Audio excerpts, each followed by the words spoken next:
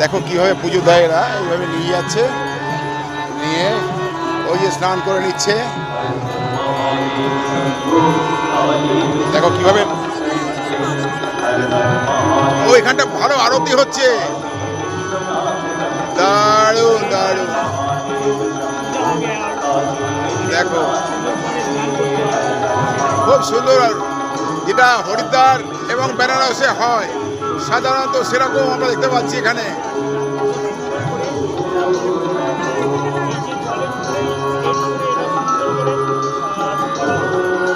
এখানে সব স্নান টান করার মতো পজিশন এরা এখানে করছে।